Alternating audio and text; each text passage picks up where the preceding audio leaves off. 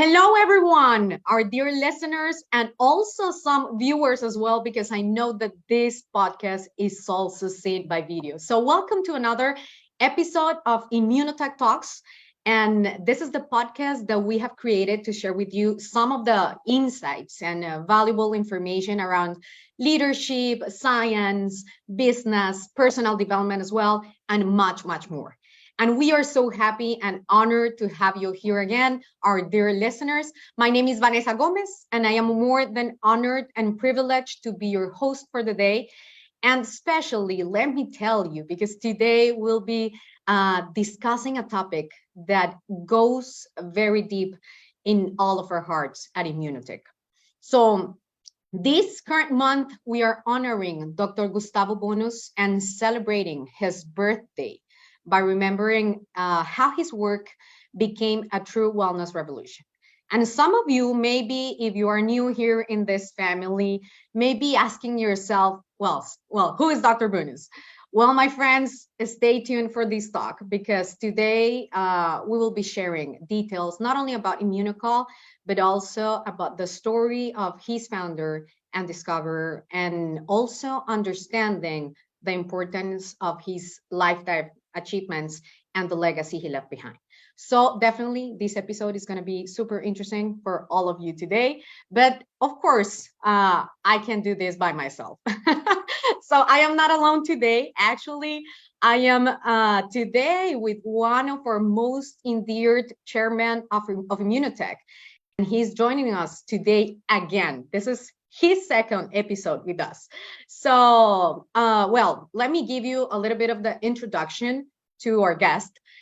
He is the chairman of the Scientific Advisory Board at Immunotech, has a medical degree from the University of Calgary, chief resident at Emory University in Atlanta, Georgia, former director of the undergraduate program and director of emergency medicine resident training at McGill University in Montreal. More importantly, and this is a very interesting fact, he has written more books on the topic of glutathione, our body master's antioxidant, than all the other books available combined. Can you imagine that? He has also been an organizer of various international medical conferences, speaker, contributed immensely to the training of thousands of doctors, students, has been a member of the board of directors of numerous academic and medical institutions, dealing with politics and education, is frequently heard on radio and television around the world, talking about the role of glutathione in health and disease. So glad to have you here, Dr. Jimmy Gutman. Welcome to this episode. Again, we are so honored to have you here. Oh, the honor is mine. Thank you very much, Vanessa, for inviting me to do this call. Well, I know we have like a very interesting topic and a couple of minutes today. And I guess with the introduction, our listeners are very intrigued about today's episode. So why don't we start from the beginning, like from the very beginning? Share with us a little bit about the story and how did you meet Dr. Bounous and what was that relationship kind of? Well, I was sitting in my office minding my own business when a patient burst in, really excited, and said, "Dr. Gutman, I've got something to show you, something that is potentially going to be able to treat cancer and Alzheimer's and Parkinson's and boost the immune response." And he was going on. And I told him, "Look, it looks like you're reading off of a label of snake oil." And his answer to me was a big thud on my desk. And what that bang on my desk was 20 or 30 pounds of research articles. And he said, "Jimmy, you're going to go home and you're going to read these." Most of my patients don't talk to me that way, but he was an ex-professional boxer, so I took him seriously. And what he managed to do by leaving this pile of research was absolutely ruin the next 3 months of my life, because I couldn't stop reading them. I was going to the library, I was online, and what I was reading about was, of course, glutathione. And this literature was pretty much new to me. I couldn't believe what I was looking at. And fortunately, the majority of these articles was written by a Dr. Gustavo Bounous. And with God shining on me, Dr. Bunos happened to live in Montreal, which was my hometown. So I arranged to meet Dr. Bunos, and I sat with him for 2 hours. And those 2 hours changed my life, because what I was hearing about was so profound, it was so important, that I decided to change my career and pursue this single molecule. And Dr. Bunos was kind enough to allow me to work with him. And that's how I met Dr. Bunos. Just the first meeting, he changed my life. Wow. And you mentioned about, planting the seed on the research and all the studies, and that, I mean, from what I understand, he was willing to provide like open information to you as well. And I mean, how was that about, and how we can link that into the research on Immunocal, and how does that translate into the Immunocal research? Because we're talking about, okay, you start talking about glutathione and this molecule and everything, when that translates into Immunocal. Well, he initially started his work. He was a surgeon, and he was interested in knowing why, if you take two patients, same age, same sex, same medical diagnosis, do surgery on them, why one of them would be home in a week and the other one would be in the intensive care unit for months. What was the factor or factors that differentiated the outcome between these patients? And Dr. Bunos, yes, being a genius, but the answer or the question was rather simple. Even a child could suggest it.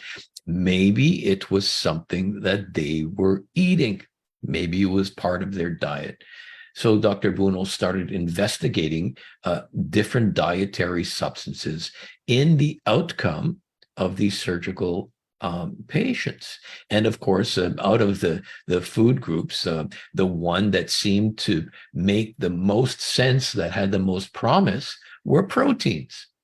So he started collecting different proteins and different amino acids and putting them to the test. We kind of knew that it would have something to do with the immune system, but back then, immunology wasn't even an accepted specialty. So we got a new postgraduate PhD candidate at McGill University who was a superstar in this new field of immunology called Dr. Patricia Kongshaven, which perhaps we should have a conversation about some other day. And so they started looking at different amino acids and proteins on its effect on the immune system. And with some interesting results, but nothing groundbreaking. One day, this box arrives on Dr. Bunos's desk. And in this box is this fine white protein powder. And attached to it is a note, dear Dr. Bunos, this protein powder is a byproduct of one of our industries in Europe. And we've been dumping it in the rivers, we've been dumping it in the fields. And the local governments have told us to stop doing this because the fields were overgrowing and the rivers, the plant life was overgrowing. We know that you're studying proteins. Maybe you could find some practical use for this. So Dr. Bunos, of course, the box also had a check of $10,000 attached to it. Figured, okay, I'll put it into my experiments. And lo and behold, in a couple of years, we noticed that there were a group of laboratory animals that were living between 30 and 50% longer than the others. I mean, this was astounding. It's not like we were stretching out their lifespans, but they weren't dying quickly from infectious disease, from cancers that ran endemic in their populations. And this was truly exciting, and we got a lot more attention paid to this. And this was the very beginnings of a focus on this type of protein specifically, which ultimately developed into what we call Immunocal. And well, wow. Thank you for sharing that. I mean, do you think that at the end we can kind of link glutathione Immunocal to this longevity and healthy aging process? That was the big question. Why were these animals so resistant to major diseases? One day, Dr. Bunos and Dr. Kongshaven are having a coffee in the research center. And they were joined by another researcher who, again, at the time was a very young PhD, who had been reading about glutathione. And this was a relatively new topic. And Dr. Bunos explained to him what was going on with these animals. And he said, maybe this protein that you've had such success with raises glutathione. And they did the testing. And as it turns out, they were right. So now, having in hand an explanation why this protein powder had this marvelous effect on animals, then really they could continue their research in a much more focused way. And so they started to look at diseases that were related to glutathione. One of these diseases, now we're into the 1980s. One major disease at the time that took everybody's attention in the early 80s was AIDS, or HIV. Mm-hmm. And a group of researchers in California noted that HIV positive or AIDS patients were by definition glutathione deficient. So, of course, what do? You set up a study to see whether this protein powder can raise glutathione in HIV/AIDS patients. This was actually our first human study. The work that we did was exciting, but to do a human study, you can't just decide to do a study. You need to go through boards of ethics and other research boards. And AIDS at the time was a deadly disease. If you had AIDS, it was essentially the kiss of death. Fortunately, these days, we have much better treatments for AIDS patients. But back then, if you had the diagnosis, you were going to pass away. And so the Board of Ethics said, okay, these patients are going to die anyways. Have fun with your white protein powder. It was really their decision. And not only did we have fun, but we had major, impressive, positive outcomes on these patients, some of which who weighed 80 or 90 pounds, we would be getting them back to work. And we were looking at things like viral load, which we decreased with the specific parameters that were measured, called a CD4 lymphocyte count, which were improving. And so this work put us on the map. It put Dr. Gustavo Bounous' name on the world map, along with Dr. Kongshaven, because we were getting calls and we were getting assistance and we were getting help worldwide. So the entire AIDS research community was paying attention to Immunocal at that time. And this opened up the door to getting much more funding. The Canadian government started funding us, and the papers started multiplying like crazy. That's amazing. And we're going to go through another topic more on what happens after all the discovery, but can you share, like, super quickly, just the number of research studies that we have currently on Immunocal, like an approx? Well, we have a book out that contains all of the studies that mention Immunocal. I put this together a couple of years ago, and there are 85 clinical Wow. papers done in top world recognized journals. Exactly. This is very rare to find about a natural product that has papers written on the product specifically and published. I don't know of any other nutraceutical company that even comes close to this. Close. Yeah, Agree. yeah. No, and I really wanted to share that because I mean we were talking about these days where we were just having one and now having this availability of the product. So at the end is you have shared with us like gold information, around science and around the product and the research. And definitely we feel privileged as a company, as Immunotech, to have it, the product and Immunocal, in our hands, available to us. But talking a little bit about this availability and the intention of really transforming lives with the discovery, can you share with us what was Dr. Bounous' biggest goal or dream after this discovery? Well, it wasn't until we started looking at other areas besides the immune system when Dr. Bunos developed his dream.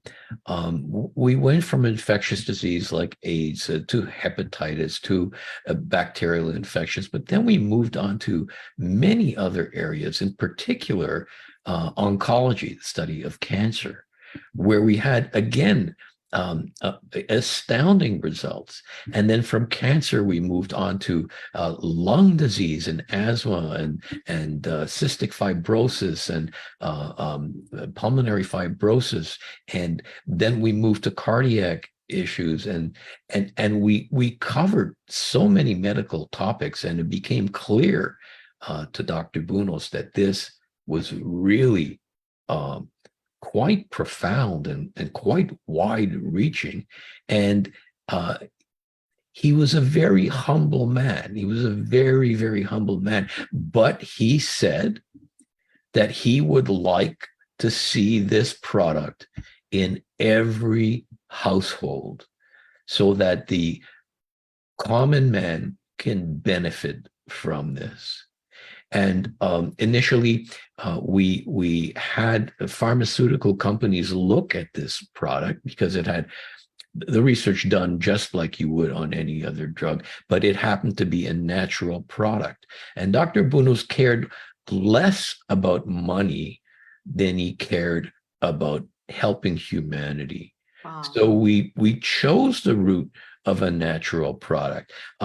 If Immunocal would have been a drug, it would probably cost at least $500 or $600 a box, which is really not sustainable for most people.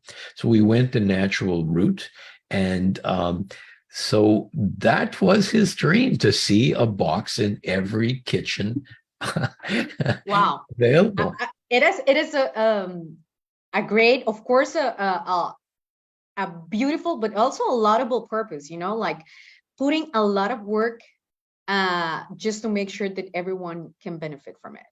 And I would say thank you for choosing this path, for choosing the path of availability, of choosing the path of service, and choosing the path of really the intention of transforming lives out there.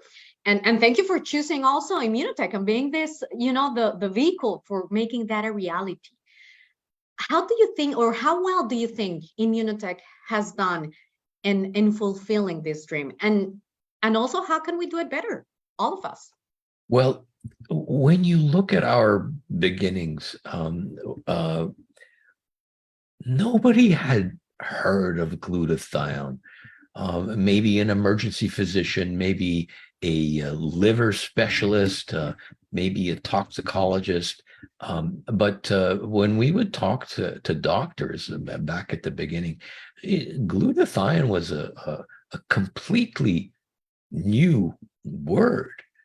Here we are many years later, remember, Dr. Bunos started his research 45 years ago. Today, every doctor has heard of glutathione. Almost every doctor has heard of glutathione. And if they haven't, in the next 3 or 4 years, they will. When Dr. Bunos started his research, there were really not many research articles on glutathione.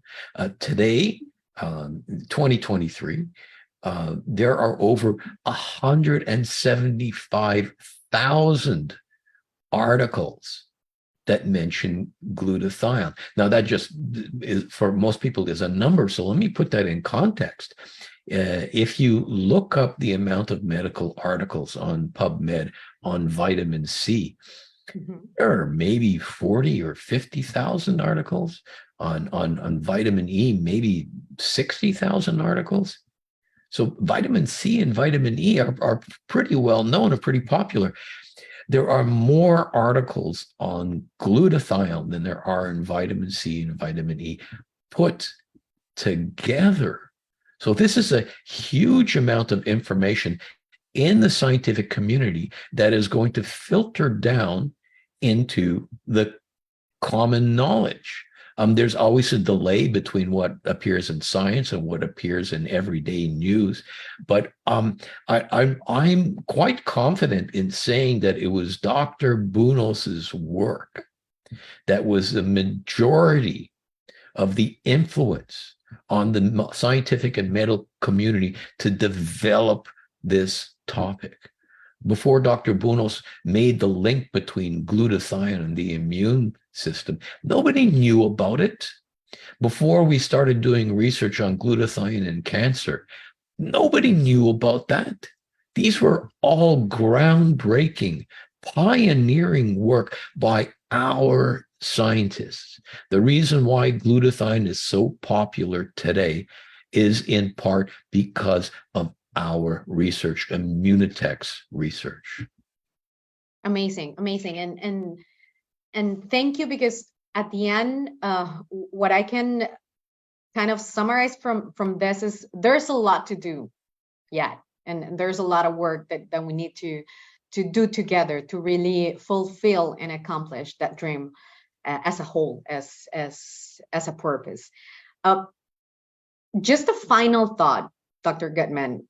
After all this year, having witnessed, the birth of this research and the birth of Immunocal and the birth of glutathione, and having seen also the birth and the growth and everything, do you think there's a legacy behind that for the future and the future generations? Absolutely. Absolutely, there's a legacy. Not only the influence that Dr. Bunos had on the rest of the scientific community, contributing to having people work and develop 175,000 articles. Despite Dr. Bunos having passed away, this number increases month by month. The aspects of glutathione on the immune system are now being well taken care of. We have made great strides in glutathione and cancer. Again, this is a wealth of information that people are still investigating. And more recently, we've been looking at the brain, so which is a newer topic and is now really a topic of great attention. So even despite Dr. Bunos having passed away, his legacy lives on, and these new papers that are looking at the brain, of course, you will find papers by Dr. Bunos, by Dr. Kongshev, and by Dr. Dro referenced as a basis for the development of these new ideas. So this is going to continue on for many, many years.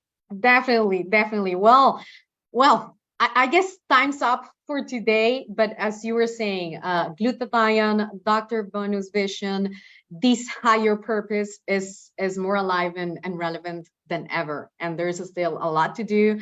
There's still a lot of lives to be transformed, and there's still of homes to have Immunocal boxes in. So let's work for it. Dr. Gutman, thank you so much for being here with us again, for showing up and serves us with this valuable information. I think service is what we receive from you today. So hope to have you again soon in My definitely another absolute episode. pleasure. Yes. And to our audience today, if you found value in this episode, please make sure to share it with others. See you in the next one.